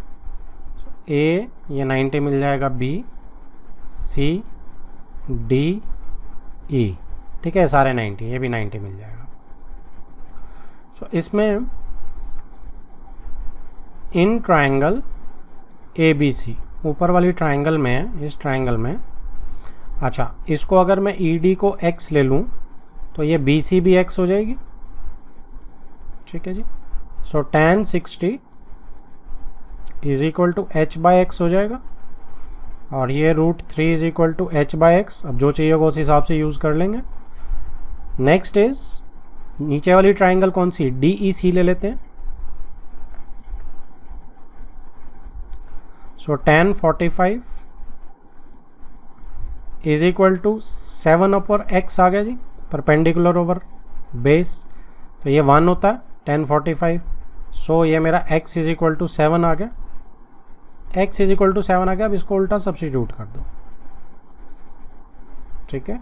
सो यहाँ पे मेरा क्या आ जाएगा, √3 is equal to h over 7, तो 7√3 इज इक्वल टू h, ठीक है। सो टावर की हाइट कितनी होगी, हाइट ऑफ टावर तो टावर जो है वो h+7 हो जाएगा, एंड h+7 इज h कितना है मेरा 7√3 प्लस 7, तो 7 कॉमन निकाल लो, √3 + 1 मीटर्स, ये मेरी हाइट ऑफ टावर हो जाएगी। Next is question number 13। As observed from a top of 75 meter high lighthouse from the sea level, ठीक है जी, the angles of depression of two ships are 30 degree and 45 degree if one ship is exactly behind the other on the same side of lighthouse. Find the distance between the two ships. So ये क्या बोल रहा है कि एक light house है मेरे पास, ठीक है जी, and it is 75 metre high. अब on the same side of this lighthouse दो शिप्स हैं मेरे पास, ठीक है जी। सो अगर मैं इनको एक लेवल में ले लूँ, सी लेवल में, सो एक शिप मेरे पास यहाँ पे है और एक शिप मेरे पास यहाँ पे है, ठीक है। और हॉरिजॉन्टल अगर मैं, क्योंकि एंगल ऑफ डिप्रेशन है, सो ये मेरा हॉरिजॉन्टल है। सो ये क्या कह रहा है कि the angles of depression of two ships are 30 degree and 45 degree. So एक का 30 डिग्री है और एक का 45 डिग्री। ऑब्वियसली बड़ा एंगल इज 45 डिग्री। सब ऑल्टरेट इंटीरियर करेंगे तो ये 45 डिग्री हो जाएगा और ये 30 डिग्री हो जाएगा, right. Find the distance between two ships. इन दोनों शिप्स के बीच में जितना डिस्टेंस है ये मुझे फाइंड आउट करना है, राइट। सो 75 मेरे पास हाइट तो है ही है, तो एक काम करते हैं, इसको y मान लेते हैं और इस पूरे को z मान लेते हैं। सो tan 45 अगर मैं ले रहा हूं तो ये 7/y आ रही है, क्योंकि ये तो 90 डिग्री है। सो tan 45 इज 1, तो y इज इक्वल टू 7, सीधा सीधा। अगर मैं tan 30 डिग्री ले रहा हूं बड़ी ट्रायंगल में, तो 7 ले लिया मैंने, 75 है यार, 75, तो ये y is equal to 75। Next tan 30, ये कितना आएगा, ये भी परपेंडिकुलर ओवर बेस z आ जाएगा जी यहाँ पे। सो tan 30 इज √3, 1/√3, ये z। So z is equal to 75√3। अब जो मुझे x निकालना है वो क्या है, that is z minus Y. z में से y माइनस कर देते हैं, तो z कितना है 75√3 माइनस 75, तो 75 कॉमन ले लेते हैं, √3 माइनस 1 मीटर्स। ये मेरा डिस्टेंस बिटवीन टू शिप्स आ गया जी। This is my distance between two ships.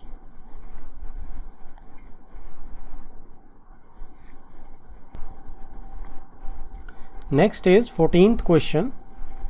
A 1.2 meter tall girl spots a balloon moving with the wind in a horizontal line at the height of 88.2 meters from the ground. तो एक 1.2 metre की tall girl है, उसने एक balloon को यहाँ पे suppose observe किया, ठीक है। ये बलून जो है ये कितनी हाइट पे है, 88.2 मीटर्स पे।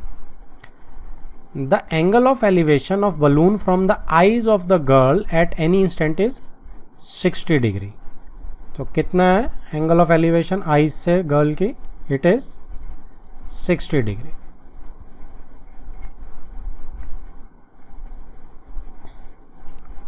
राइट। आफ्टर सम टाइम, अब आईज तो ऊपर ही होंगी ना गर्ल्स की, इसलिए मैंने ऊपर से बनाया, नीचे से नहीं बनाया। Eyes is here only. After some time the angle of elevation reduces to 30 degree. See figure this, figure मैंने नहीं बनाई क्योंकि हमें अपने आप बनानी आनी चाहिए फिगर्स। सो आफ्टर, अब जो बलून है that is moving horizontal line में with the wind in horizontal line. तो थोड़ी देर बाद बलून कहाँ पहुँच गया जी, यहाँ पहुँच गया सपोज। तो एंगल ऑफ एलिवेशन कितने पे रिड्यूस हो गया, 30 डिग्री पे। तो यहाँ से एंगल ऑफ एलिवेशन जो है बलून का वो 30 डिग्री पे आ गया। अब हाइट तो सेम ही रहेगी बलून की ग्राउंड से ऊपर, ठीक है। इसको भी जोड़ देते हैं हाई लेवल को। सो क्या होगा अब इसमें, देखिए अब इसमें मार्क कर लेते हैं सबसे पहले। एक तो जो गर्ल की हाइट है वो 1.2 है, बलून की हाइट इज 88.2। अब इतनी तो इसके अंदर गर्ल की हाइट ही है, तो ये वाली गर्ल की हाइट 1.2 हो गई अगर, तो ऊपर से ये हाइट 87 हो गई, ठीक है।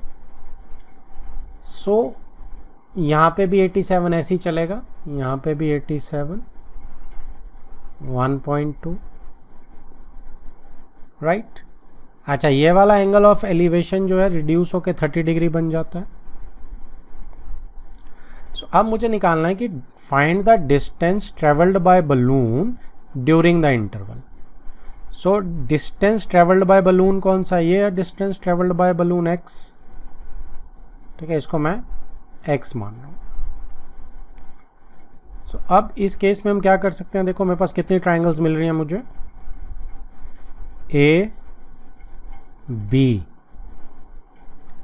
और C। अगर मैं ट्राइंगल में, ये कौन सी बनी है, ABC की अगर मैं बात कर रहा हूँ, या चलो पहले एक बार मार्किंग पूरी कर लेते हैं।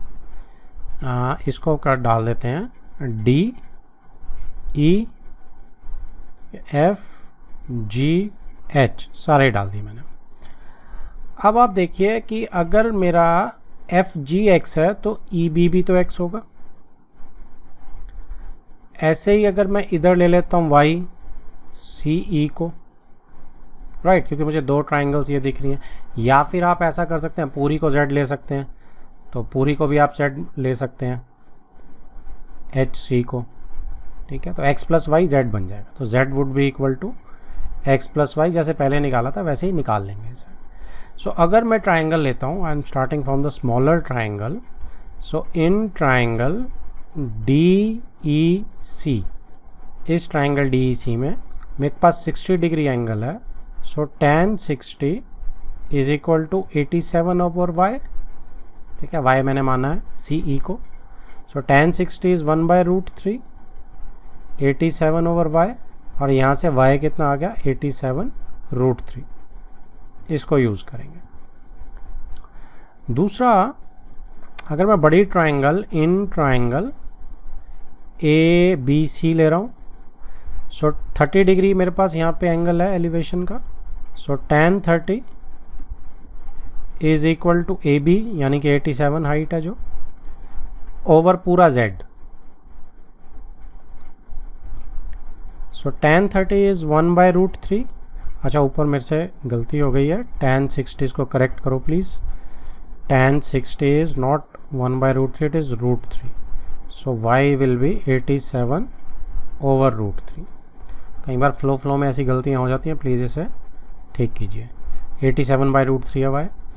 इधर tan 30 is 1/√3, so 87 over z, तो z is 87√3।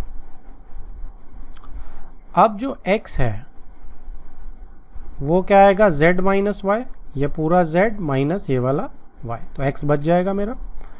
So z is 87√3 और y इज़ 87/√3, जो हमने पीछे अभी करेक्शन करके ऊपर निकाला था, y इज इक्वल टू 87/√3। सो यहाँ पे √3 को अगर मैं एलसीएम ले लूँ तो 87 इंटू 3 माइनस 87/√3, यानी कि 87 कॉमन ले लो ऊपर, 3 -1, यहाँ से 3 आया, यहाँ से 1 आ गया, ओवर √3 यानी कि 87 × 2 ओवर √3। तो यहीं पे इसको रैशनलाइज भी कर देते हैं, इंटू √3 अपॉन √3। सो 87 × 2 इंटू √3 ओवर 3 हो जाएगा। सो 3 से 3 2 6 27 9। सो 29 का डबल इज 58 √3 मीटर्स। सो मेरा जो बलून ने ट्रेवल किया है वो इतना डिस्टेंस ट्रेवल किया। Next is 15th question. A straight highway leads to the foot of the tower. Straight highway जो है वो फुट ऑफ टावर में जा रहा है, ठीक है। अगर ये मेरा फुट ऑफ टावर है तो एक हाईवे इधर ला रहा है। A man standing at the top of the tower observes a car at an angle of depression 30 degree. So एक आदमी टॉप ऑफ द टावर पे खड़ा है और वो एंगल ऑफ डिप्रेशन कितना है कार को देख रहा है, वो 30 डिग्री पे। So this angle is 30 degree. So इसका मतलब ये एंगल भी 30 डिग्री आ जाएगा। ये कार है ए पॉइंट पे, ठीक है। Now which is approaching the foot of the tower. तो कार जो है अप्रोच कर रही है फुट ऑफ टावर को विद अ यूनिफॉर्म स्पीड। तो यूनिफॉर्म स्पीड है एक, late uniform speed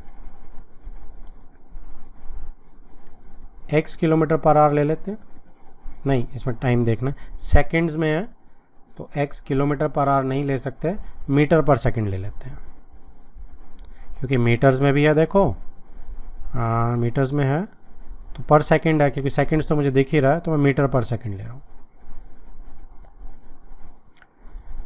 okay, 6 seconds later the angle of depression of the car is found to be 60 degree.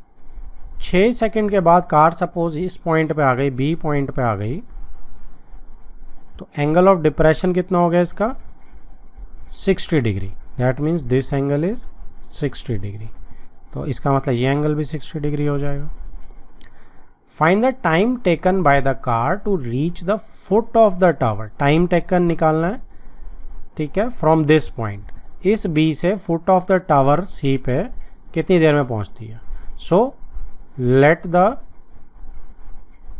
Time taken to reach from B to C is equal to t seconds. तो t seconds ले लिया हमने। अब देखो ये सब distances हैं जो ए बी और बी सी हैं। सो हमें इसको अगर डिस्टेंसेस में कन्वर्ट करना है तो ए से बी में कितना डिस्टेंस हो जाएगा। ए से बी में 6 सेकेंड्स लग रहे हैं। So A B is 6 × x metres, ठीक है। और बी सी कितना हो जाएगा t × x meters, speed into time, sorry time into कितना हो जाएगा ये, हाँ स्पीड इंटू टाइम। तो t सेकेंड्स और x मीटर पर सेकेंड में ये भी इतने मीटर्स आपके डिस्टेंस हो जाएगा। तो ये 6x हो गया, ये tx हो गया डिस्टेंस। ओके, अब मुझे निकालना क्या है, टाइम t की वैल्यू निकालनी है मुझे। अब हम क्या कर सकते हैं, देखो अगर मैं इसको मैं d मान लेता हूँ और h मान लेता हूँ, let the height of tower be h, let the height of tower be h meters, ठीक है। सो अब देखो, अब मैं दोनों ट्रायंगल्स को एक एक करके ले रहा हूँ। ये 90 डिग्री है टावर का। In triangle B C D जब आप tan 60 लगाएंगे तो आपको क्या मिलेगा, h/tx। और parallelly in triangle A C D आप tan 30 लगाएंगे तो क्या मिलेगा आपको, h/6x + tx। ये पूरा मिलेगा ना आपको AC। तो यहाँ से आप पैरेलली सॉल्व करेंगे तो tan 30 is √3, tan 60 is √3 is equal to h/tx, और इधर 1/√3 is equal to h/6x plus tx, this is t. अब यहाँ पे √3 tx is equal to h, और यहाँ पे 6x plus tx is equal to √3h. तो इस h की वैल्यू को अब मैं यहाँ पे सब्स्टिट्यूट कर रहा हूँ. तो क्या आ जाएगा अब मेरा 6 प्लस tx कॉमन ले लेते हैं, √3h की जगह √3tx, x तो कैंसल आउट हो जाएगा. 6 plus t is equal to 3t, root into √3 is 3, and 6 is equal to 2t, 3 minus ये ट्रांसपोज हो जाएगा इधर जाके, and 3 is equal to 6. So 3 seconds लगेंगे उसे B से C पॉइंट पे पहुंचने में. Next is question number 16. The angles of elevation of top of a tower from 2 points at a distance of 4 meter and 9 meter from the base of the tower, ठीक है, and in the same straight line, दोनों points same straight line में with it are complementary. अच्छा question है, important question है. देखो वो क्या कह रहा है कि the angles of elevation of the top of a tower, ये टावर है, same straight line में एंगल ऑफ एलिवेशन 2 पॉइंट्स है.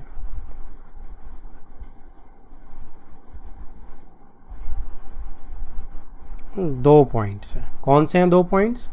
2 points at a distance of 4 metre. तो 4 मीटर तो ऑब्वियसली ये वाला होगा, एंड 9 मीटर्स, तो 9 मीटर्स इज ये पूरा, ठीक है.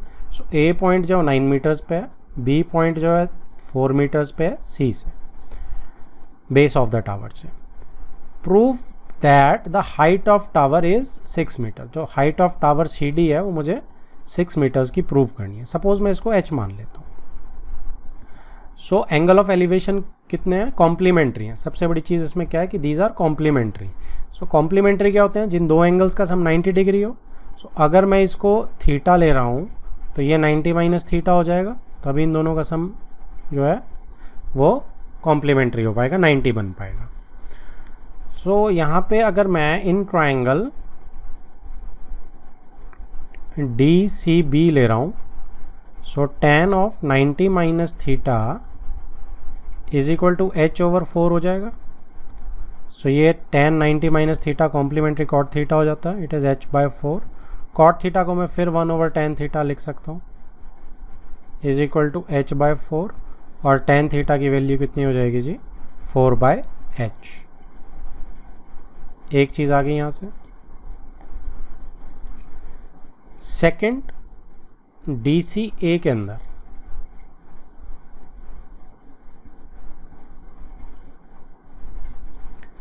आपका tan थीटा, ये वाला angle, is equal to h/9 हो जाएगा.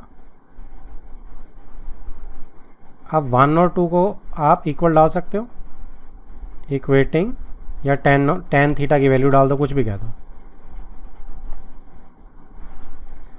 h/9 is equal to 4/h, क्योंकि दोनों ही tan थीटा की वैल्यूज हैं.